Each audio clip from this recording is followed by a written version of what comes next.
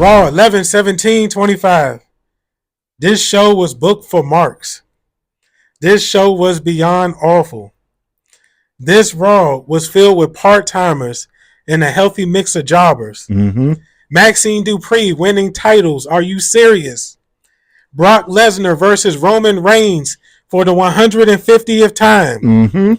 About 30 minutes to start the show off with Cena, which ends with another 30 minutes of Brock Lesnar and Roman Reigns, and all are part-timers, mind you.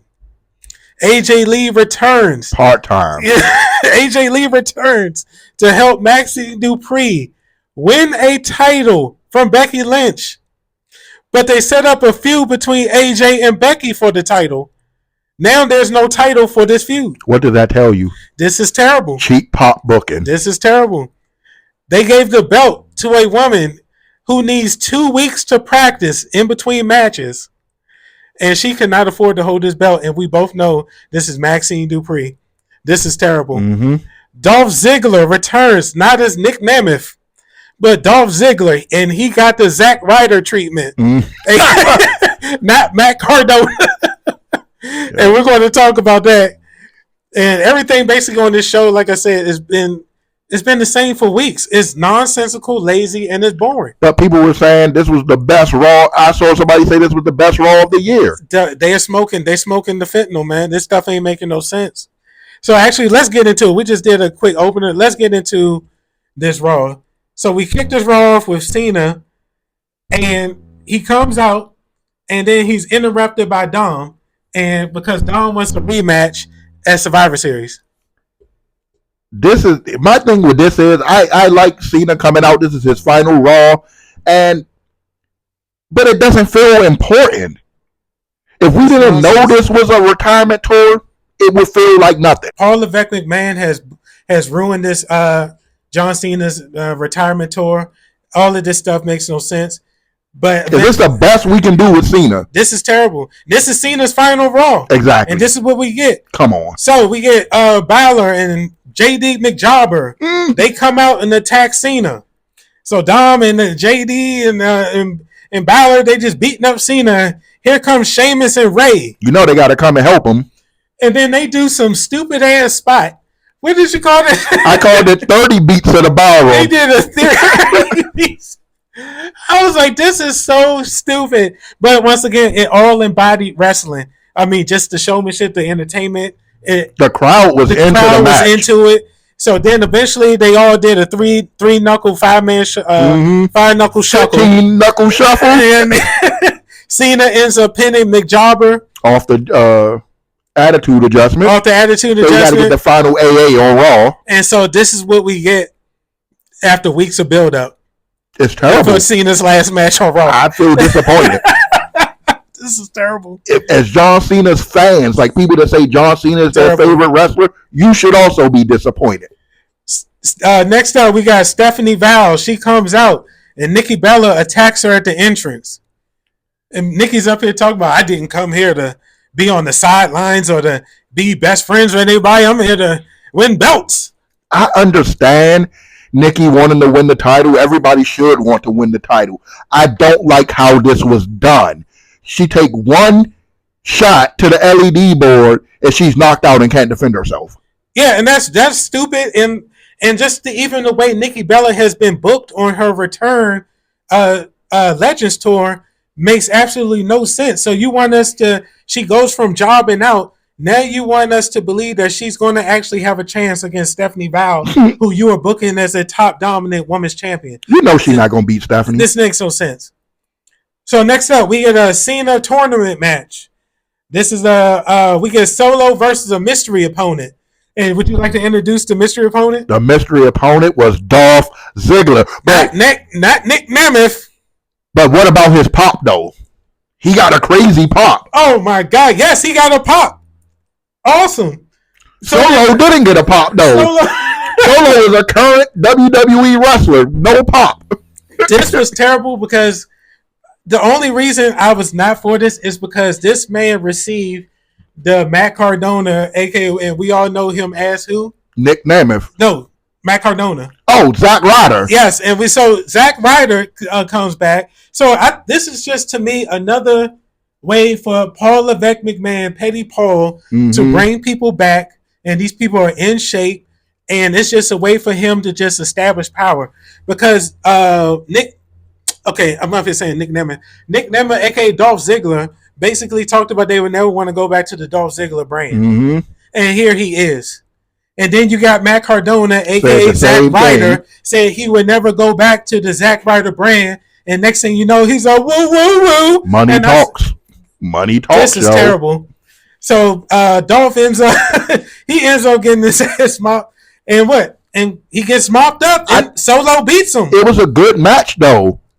But, yeah, Solo should win. But in reality, he shouldn't win. If Dolph was an active competitor, no way Solo should go over on Dolph. It makes no sense to bring these people back just to have them job. It's terrible. The tournament is terrible. It's been terrible since the beginning. Moving on, we got Alexa Bliss.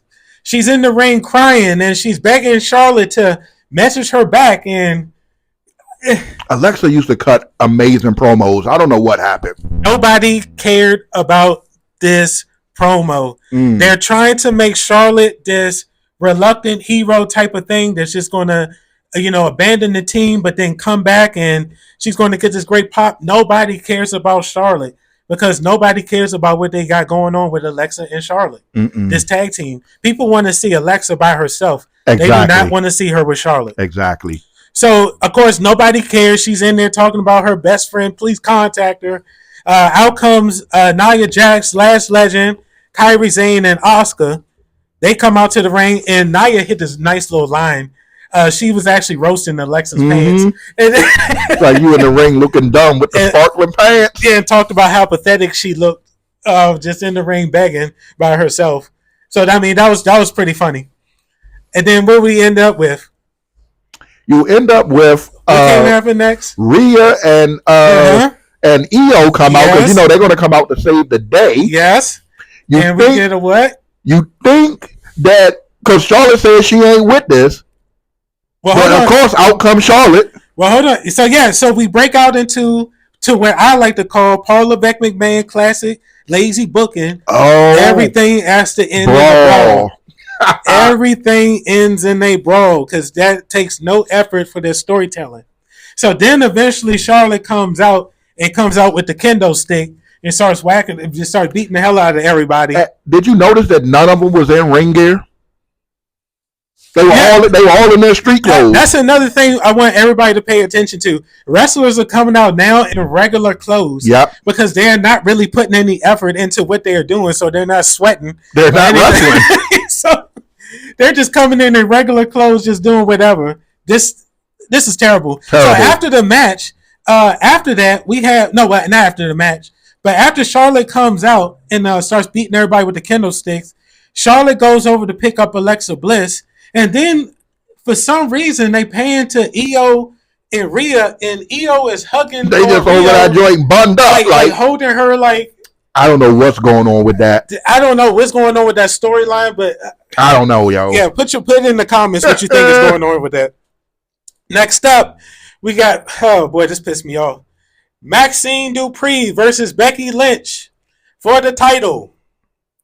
Maxine wins with the worst crossbody I have ever seen, even though this was an AJ Lee interference. And when I say interference, I use that lightly. Yeah. There was AJ didn't really do anything. She did not do anything but walk down to the ring. Apparently, this distracted Becky enough. Lazy booking. For her to be hit with the worst crossbody drop I have ever seen. I'm just mad that Becky Lynch, of all people, lost a title to a crossbody. This right here, it's disrespectful. This right here I've gained a respect for Becky Lynch through this feud with Maxine, because I have to be like, yo, she does not deserve to be in this feud with her. Throw this to Bayley or somebody. She shouldn't even have lost the belt. She should. This totally makes no sense. All of this is to get a cheap pop with the AJ thing coming out. That's all it was. Cheap pop booking. And Becky, I think, is cooked, man. Like she just. You think she's done? She's taken 4 L's now in a row. Mm-hmm. When the AJ Lee, Then she took another L. She's been taking L's to Maxine Dupree, and so now and then she loses the title to her. This is sick. Yep. So moving on, we got another John Cena tournament match. This is Gunther versus Javon Evans. Gunther wins via submission. Now, what do you think about this match? I thought it was a solid match. It was a solid match, but do you care? Of course. Do you care about Gunther or do you care about Javon Evans? No, and this Not right here all. to me makes no sense to try to rebuild Gunther through the IC title. Like I don't understand that you go from a world champion now. You were just currently a world champion, and now you're in the IC title tournament. To me, it's like a downgrade. Well, Cena is the prize.